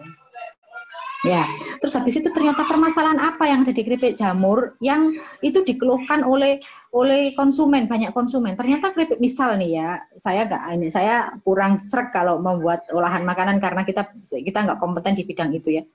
Misal, keripik jamur itu ternyata keras sehingga konsumen nggak suka gitu ya. Kebanyakan misalkan kita ngelihat ada 10 keripik jamur yang sudah ada. Masing-masing itu keras. Konsumen itu menginginkan keripik jamur yang renyah, yang ini, yang itu gitu ya. Oke, kita bisa membuat keripik jamur sesuai yang diinginkan konsumen. Namun gitu ya, itu kalau misalkan kalian dari Prodi Kelautan tidak pernah atau belum pernah mengolah keripik jamur, apa iya kalian bisa membuat keripik jamur sesuai yang diharapkan konsumen? Wong yang keripik jamur yang sudah beredar aja masih nggak disukai. Gitu ya.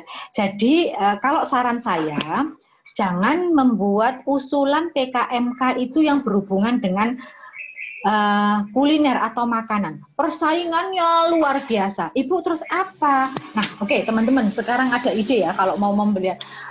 Sekarang kita ini sedang dihadapkan pada krisis karena COVID. Ya, krisis karena COVID. Coba kalian pikirkan satu ide, bisnis apa nanti yang akan berkembang, kita memanfaatkan kondisi COVID. Jadi dalam krisis COVID ini, ada satu bisnis yang hancur karena COVID. Tetapi ada bisnis-bisnis yang dia berkembang karena COVID. Ya, kalian bisa melihat ya, nanti dicari, di list, apa saja sih, ada kok sekarang sudah banyak itu di internet yang menyatakan bahwa bisnis-bisnis yang sudah dapat berkembang di saat COVID. Salah satu contoh adalah bisnis yang berhubungan dengan peningkatan daya tahan tubuh, ya, makanan atau minuman yang berhubungan dengan daya tahan tubuh. Dan kalian tidak perlu memaksakan diri untuk, kalau misalkan kalian menemukan, oh berarti Bu, aku nanti tak membuka bisnis ini aja, olahan dari rumput laut, misalnya begitu ya, yang masih berhubungan dengan kelautan ya, olahan dari rumput laut, karena apa? Secara penelitian itu rumput laut itu mengandung antioksidan, bla bla bla bla bla bla bla gitu ya, dan antioksidan ini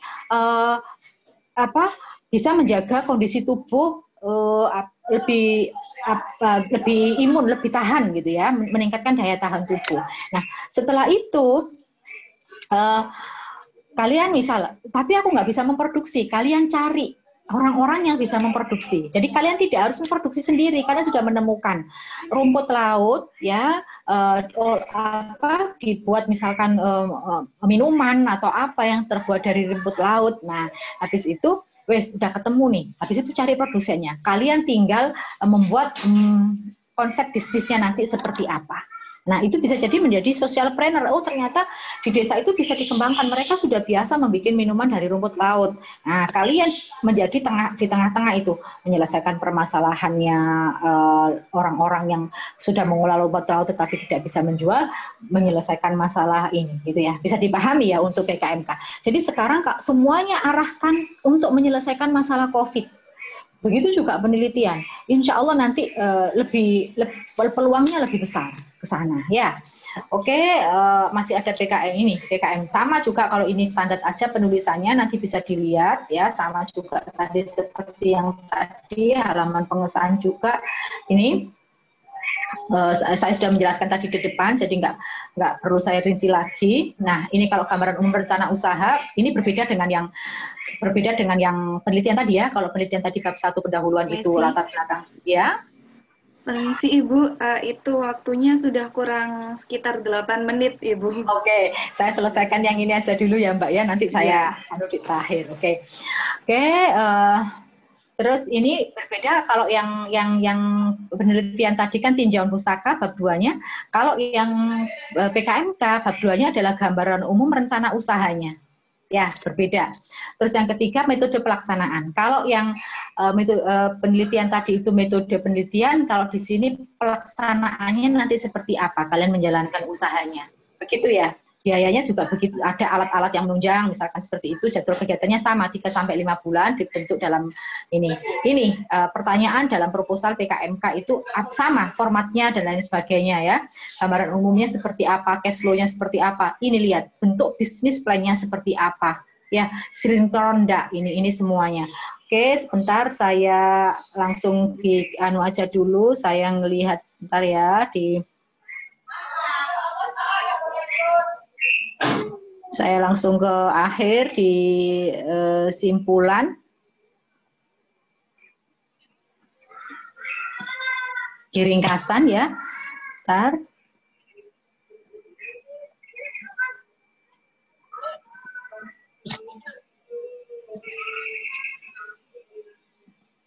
Oke, tuh kok balik ke sini. Bentar.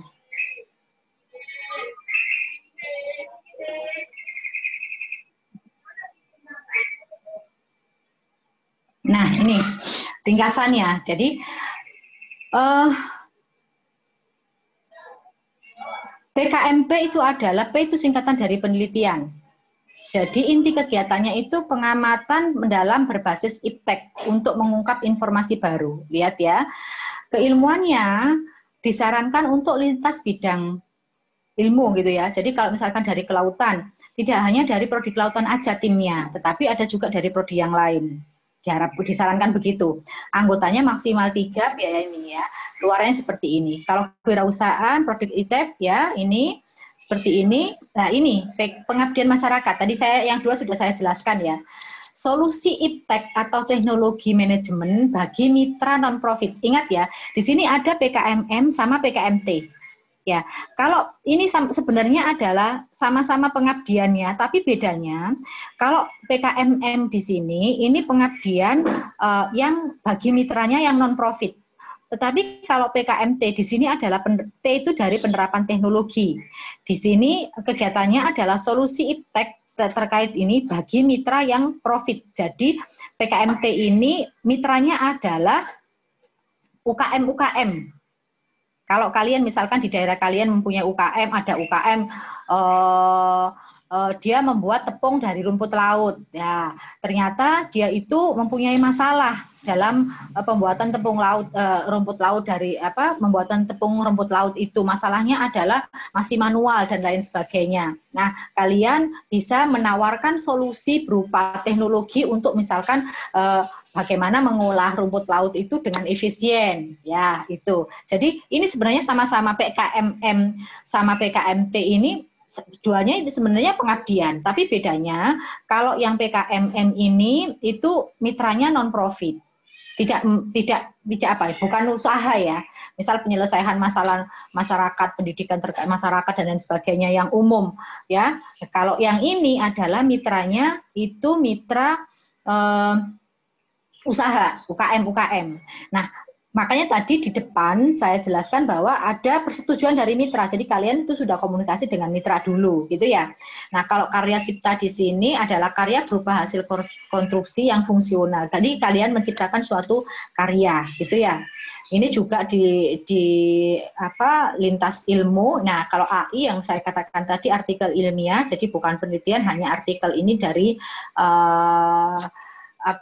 studi pustaka saja. Ini juga gagasan tertulis, karya tulis membuat ide berupa konsep perubahan di masa depan. Ini ya, gagasan tertulis itu bedanya dengan karya ilmiah, kalau ini adalah gagasan perubahan di masa depan. Misal kalian yang di kelautan, yang berkembang sekarang, masyarakat itu di pantai, di sekitar pantai itu masih miskin gitu ya, rumahnya berjejer-jejer dan lain sebagainya, cara mengolah ikannya dan lain sebagainya kayak gitu. Kalian mempunyai ide nih, ini kalau kayak gini, hidup kayak ini nggak sehat, misalkan gitu. Kalau misalkan dibuatlah konsep kampung nelayan yang sehat dan lain sebagainya, kalian itu berupa tulisan ya, jadi konsep atau gagasan tertulis. Dan konsep ini adalah merupakan pengembangan. Jadi ini hanya intensif saja, lihat ini hanya 3 jutaan ya, AI 3 juta, terus gagasan tertulis juga 3 juta karena konsep nggak bekerja. Kalau ini kan hasil karya ya, hasil kerja kalau yang 5 ini. Nah, kalau Sebentar, futuristik konstruktif ini adalah terkait dengan isu SDGs dan isu nasional. Ini lintas bidang ilmu. Nah, karyanya diunggah ke dalam video YouTube dan juga laporan. Nah, ini ringkasan yang kedua lebih rinci lagi, nanti mungkin bisa saya kirim. Ini ya, tadi yang SDGs itu adalah ini. SDGs ini adalah sebenarnya tujuan global, tapi Indonesia juga sebagai negara, bagian negara dari dunia juga harus menyelesaikan terkait dengan masalah global ini. Apa saja sih tujuan dari SDGs itu ada 17. Ada juga yang khusus tentang kelautan ini, menjaga ekosistem laut. Ya, juga ini kalian dapat menggunakan isu-isu SDGs ini ya. Dari ekosistem laut ada juga kemiskinan di kampung-kampung nelayan dan lain sebagainya. Ini juga ini kalau misalkan kalian berhubungan dengan ini ada banyak permasalahan di sana yang bisa diselesaikan. Oke Mbak, mungkin itu ya yang terakhir. Mohon maaf kalau menyita banyak waktu sampai hampir jam 11. Udah itu aja. Oke, saya kembalikan lagi ke moderator. Terima kasih.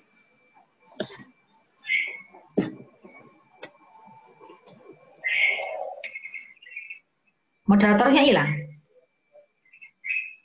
Misi. Suara saya terdengar? Iya, terdengar. Oh, ya, baik. Sekarang memasuki sesi tanya jawab ya Ibu, atau sesi diskusi. Oke.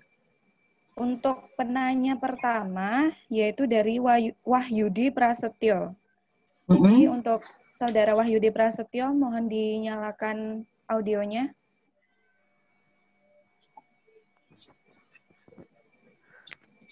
Baik, Assalamualaikum warahmatullahi wabarakatuh. Waalaikumsalam warahmatullahi wabarakatuh. Apakah saya izin bertanya Ibu? Sebelumnya perkenalkan, nama saya Wahyudi Prasetyo, berasal dari Sampang. Pertanyaan saya, tadi sudah Ibu sampaikan bahwasanya ketentuan umum untuk PPKM itu harus perguruan tinggi.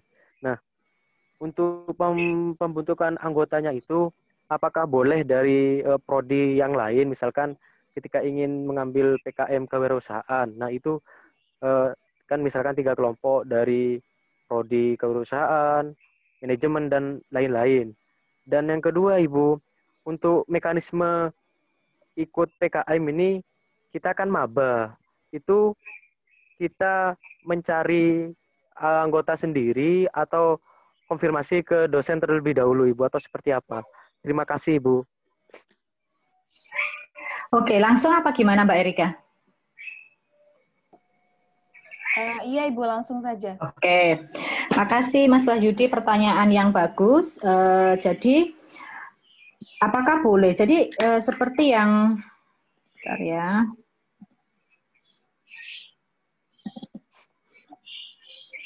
Ini, apakah boleh lintas? Boleh, sangat boleh. Justru malah dianjurkan. Apalagi kalau tadi yang Mas Wahyudi mencontohkan PKM kewirausahaan. Mas Wahyudi adalah ngambil mata kuliah ilmu kelautan. Saya tanya, kalau misalkan mau membuat tepung dari rumput laut, Mas Wahyudi apakah bisa membuat tepung dari rumput laut? Nggak bisa ya? Nggak bisa Ibu. Oke, makanya akhirnya kan dibutuhkan mahasiswa mungkin dari prodi TIP. Ya, mungkin dari prodi TIP gitu ya, yang dia memiliki kompetensi untuk mengolah rumput laut menjadi tepung, misal ini ya. Nah, begitu juga dalam hal bahwa dalam kewirausahaan itu dibutuhkan kompetensi untuk memasarkan. Oh, ternyata Mas Wahyudi juga yang memiliki kompetensi untuk memasarkan itu bisa nih dari prodi misalkan manajemen, misalkan gitu ya. Boleh. Ya, jadi memang ini lihat kalau kewirausahaan tidak terikat bidang ilmu dan dia disarankan untuk atau dianjurkan untuk lintas prodi dan lintas angkatan. Jadi tidak kalau sekarang Mas Wahyudi angkatan 2020, anggotanya tidak harus 2020, justru malah disarankan ada anggota itu yang dari 2019 atau dari 2018. Gitu ya. Oke, untuk pertanyaan pertama sudah dijawab, sudah sudah sesuai ya harapannya ya. Nah, yang kedua tadi, apakah karena masih semester 1, bagaimana caranya mencari anggota itu, gitu ya?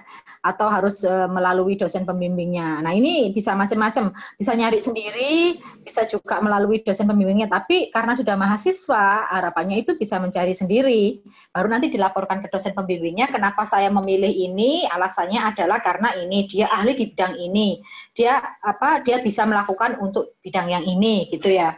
Nah, ada satu, kalau ini karena belum pernah dilakukan di Trunojoyo, saya ngasih contoh di universitas lain.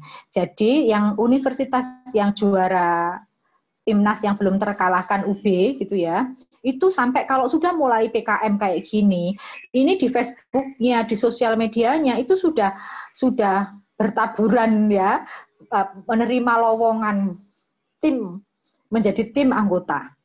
Gitu ya. Jadi misalkan ini dibutuhkan tim anggota PKMK misalkan bidang ini. Misal, kalau misalkan kalian Mas Yudi mau membuat satu sistem informasi untuk memudahkan nelayan atau apa gitu ya.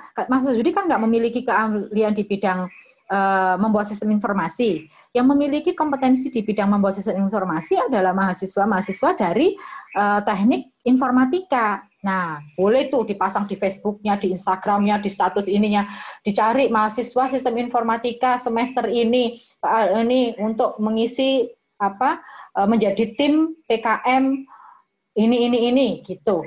Itu adalah pengalaman dari mahasiswa-mahasiswa UB kalau mencari tim anggota PKM seperti itu. Bisa dimengerti ya Mas Wahyudi ya? Oke. Iya Ibu, baik terima kasih ya Ibu. Yuk. Oke, untuk pertanyaan selanjutnya yaitu dari Saudari Salma Salsabila. Untuk Saudari Salma, bisa menyalakan audionya? Ya, baik. Sebelumnya, Assalamualaikum warahmatullahi wabarakatuh. Waalaikumsalam. Perkenalkan, nama saya Salma Salsabila dari kelompok 5 Plomuk asal Sidoarjo. Mohon izin bertanya. Bagaimana cara menuangkan suatu gagasan yang ada di pikiran kita menjadi tulisan yang sempurna itu? Terima kasih.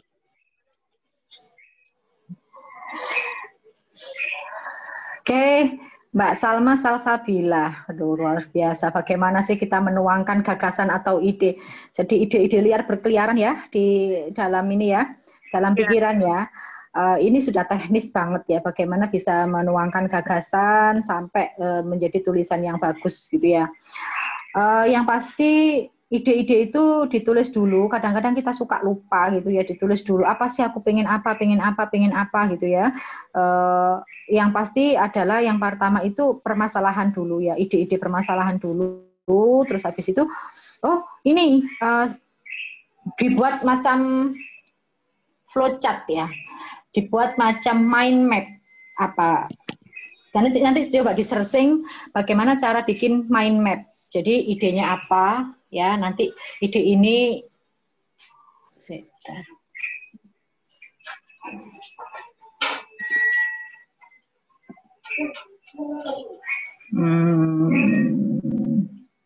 nggak bisa ya, saya mau bikin coret-coretan ternyata nggak bisa. Oh bisa deh kalau misalkan saya di sini.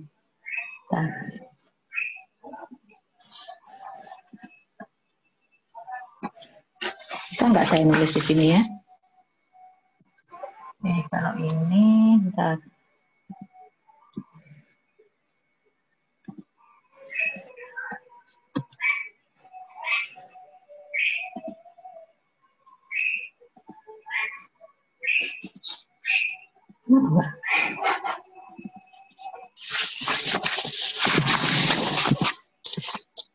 Nah, bisa dibuat mind map dulu ya, mind map dulu. Idenya seperti apa gitu ya, nggak kayak gini sih. Sebenarnya saya tak buat aja deh. Saya tak buka buat aja, biar enak. Saya nggak ya.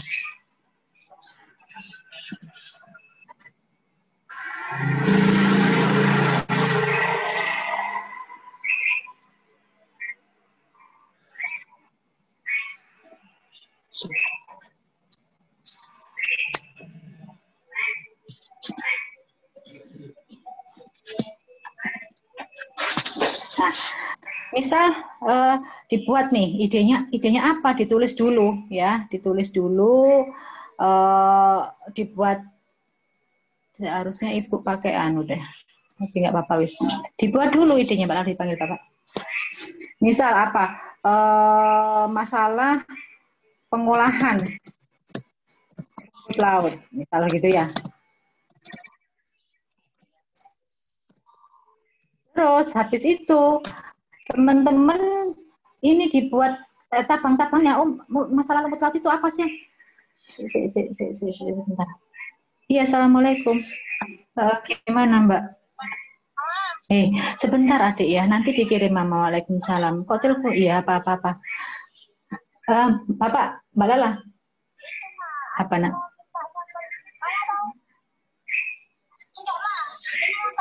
Nah. Yang kenapa? Iya, kenapa? Nanti dicari Mama. Oh ya, nanti ya sebentar. Tunggu 10 menit ya. Mama lagi ngisi acara ini ya. Tunggu 10 menit ya. Ya. Salam. Maaf ya, itu tadi anak saya telepon dari asrama pakai HP ustazahnya. Jadi harus diangkat, nanti nangis di asrama. Anak saya yang nomor 2 itu lagi SMA di Malang ya. Nah, di sini teman-teman bisa menulis lagi nih terkait apa sih masalah, nggak bisa ya. Nah, bisa ditulis lagi. Nah, misalkan di sini ya, ditambahi lagi apa? Ini namanya mind map ya. Dalam pikirannya dituliskan di mind map dulu ya. Apa? Oh, apa sih terkait pengolahan rumput laut?